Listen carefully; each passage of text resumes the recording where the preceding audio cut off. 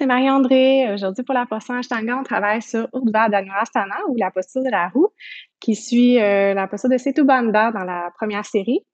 Donc, après Setu Bandha, on va se retrouver en chien tête en bas après le Vinyasa, puis on va marcher ou sauter les pieds vers l'avant du tapis pour se retrouver assis, les jambes allongées sur le tapis.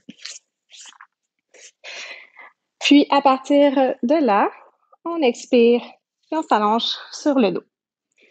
On va commencer par démontrer la posture complète de la roue. Donc, pour se préparer pour Urdhva Dhanurasana, on va amener les pieds près des fessiers.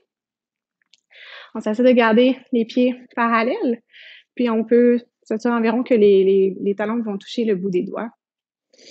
On peut placer les pieds environ à la largeur des hanches, ou même pour Urdhva Dhanurasana, on peut aller un petit peu plus large également.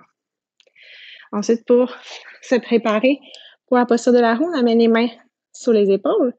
On va s'assurer d'avoir les coudes collés, donc on ne veut pas laisser les coudes sortir de chaque côté, donc les coudes collés un vers l'autre.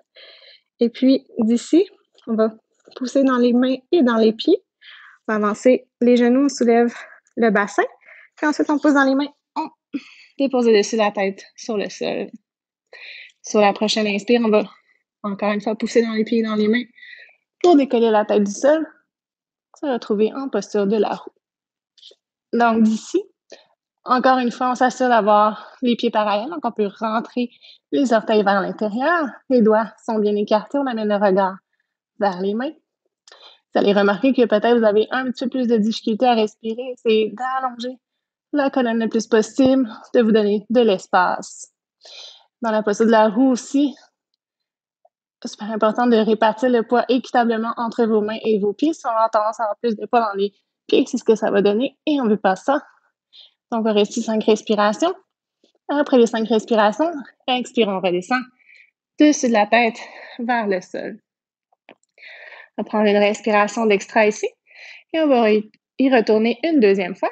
Lorsqu'on y retourne pour la deuxième fois, on peut marcher les mains légèrement vers l'intérieur pour rapetisser l'espace entre les pieds et les mains.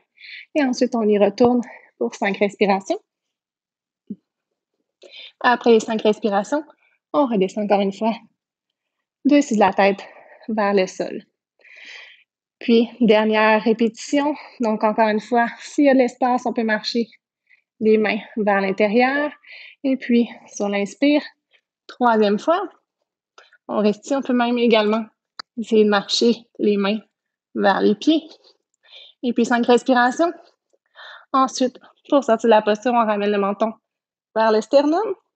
On dépose le haut du dos seul. Et puis, doucement, on va dérouler la colonne vertébrale à la fois pour se retrouver allongé sur le dos. Évidemment, la posture de la roue, ce n'est pas une posture qui est accessible pour tout le monde. Donc, pourquoi je vais vous démontrer 2 autres variations plus douces qui sont possibles. Donc, pour la première variation, la variation du demi-pont. Donc, même chose que dans le...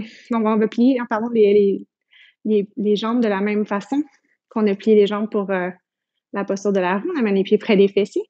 Par contre, ici, on s'assure de garder les pieds à la largeur des hanches. Donc, on ne veut pas aller plus large. Donc, pieds parallèles toujours.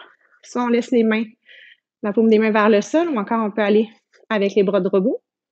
Et puis, on va pousser dans le sol à l'aide des pieds pour soulever le bassin pour le demi-pont.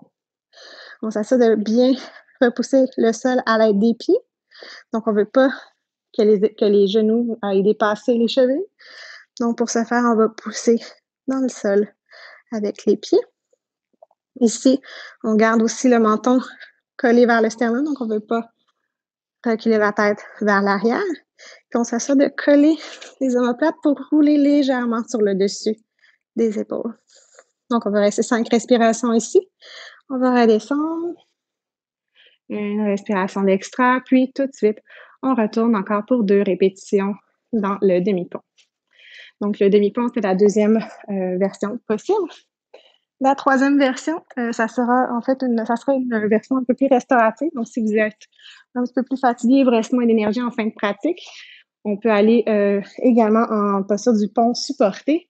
Donc, même principe, toujours les pieds à la largeur des hanches, les pieds parallèles et près des fessiers. On va soulever le bassin à l'aide des pieds.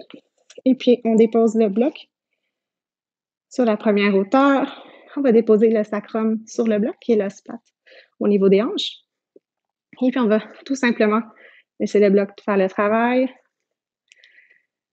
On reste ici pour plusieurs respirations. À ce moment-là, vous pouvez rester 10 à 15 respirations. Et puis, quand vous avez terminé, on va pousser dans les pieds. On soulève le bassin. On dégage le bloc. Et puis, doucement, on ramène le bassin vers le sol. Pour sortir de la posture, vous avez deux solutions possibles, en fait. Donc, vous pouvez aller en chakrasana. Donc, je vais juste m'avancer un petit peu pour que vous puissiez voir que je ne sorte pas de l'écran. Donc, allongé sur le dos, chakrasana, on y va. Et on ramène les mains à l'avant pour le vinyasa.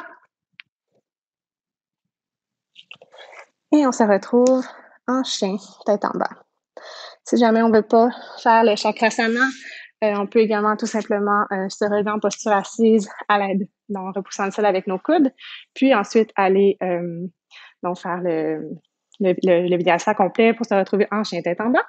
Ensuite, à partir du chien tête en bas, donc après le Dhanurasana, Urdhva Dhanurasana, pardon, donc on va faire la posture inverse qui est le Paschimottanasana. Donc du chien tête en bas, on va tout de suite marcher ou sauter les pieds vers l'avant pour se retrouver assis sur le tapis. Et on va simplement aller en flexion avant. Donc, on va en flexion avant, mais une flexion un petit peu plus restaurative. Donc, on laisse la gravité faire le travail. On veut juste refermer. Donc, le bas du dos. On reste ici pour 5 respirations. Ça peut être 5, même 10 respirations, en fait. Donc, on veut tout simplement refermer la colonne pour la contre-posture. Puis ensuite, on inspire, on se relève. Et puis, on va aller encore une fois faire le vinyasa. Croise les chevilles, mains au sol. Et on se retrouve en chien, tête en bas. Alors voilà pour Urdhva Dhanurasana.